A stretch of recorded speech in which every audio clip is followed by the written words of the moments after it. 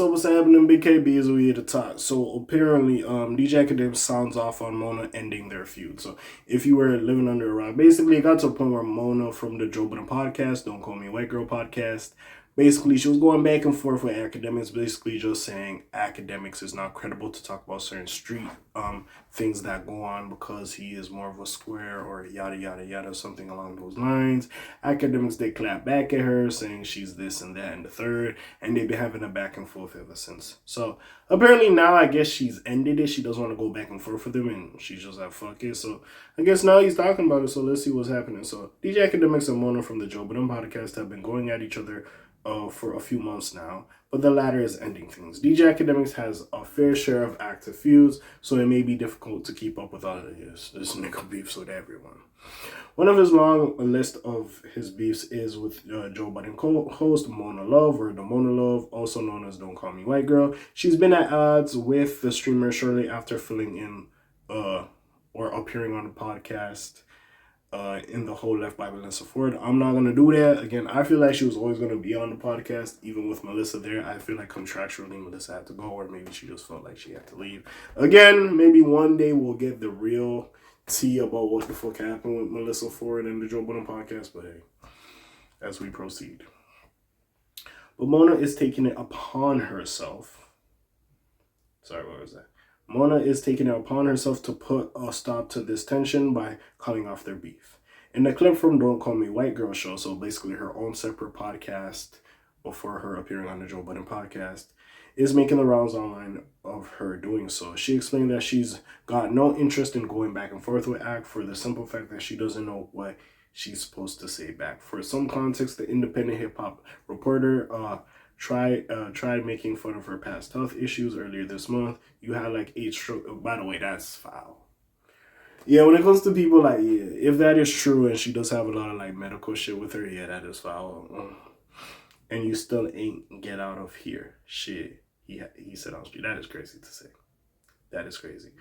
Mona also points to Ak's past debates with women, noting maybe his most infamous one was with Erykah Badu. As a result, she's good on tangling with him going forward and would much rather just let it go.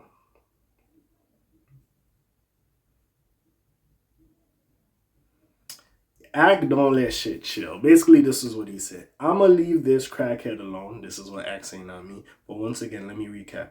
This 5X stroke drug addict dissed me for 6 years. I responded in one month. She said I went too far. Baby girl, this ain't your sport. Just be the replacement crackhead washed up Melissa Ford and stay in your place.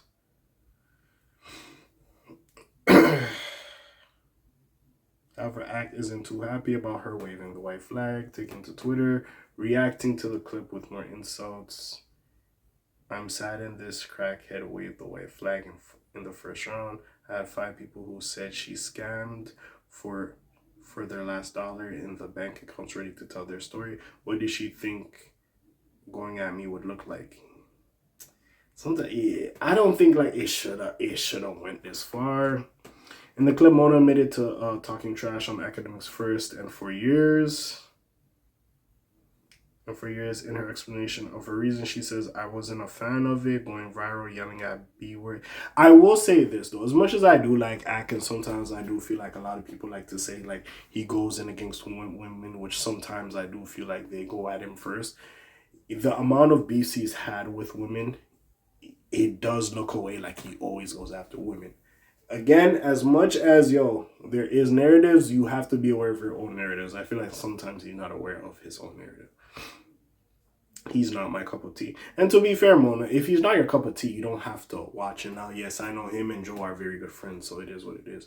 So in actuality, that's kind of what sparked this feud to begin with. Although you could say it started after Actual Mano on the Let's Rap About It podcast's fashion sense. And that was mostly fabulous, but whatever. Mona wasn't a fan, prompting her to lash out. I'm not a fan of people who are not in the streets at all, doing all street content. He doesn't do all street content. We're not gonna. Yes, he talks about it. See, it's different. Now, if you said that about somebody in No Shade to like Trapper Ross, I could kind of agree with him more. Ak doesn't do all street content. There was a point, and I know they always go back to the Warren Chirac. If it was those days, I'll be like, fine, you have somewhat of a point, but it is what it is. She explained you have to be at least adjacent to it to be able to report on it. Again, it is what it is. Everybody has their critiques. It is what it is. I'm just happy these niggas not beefing.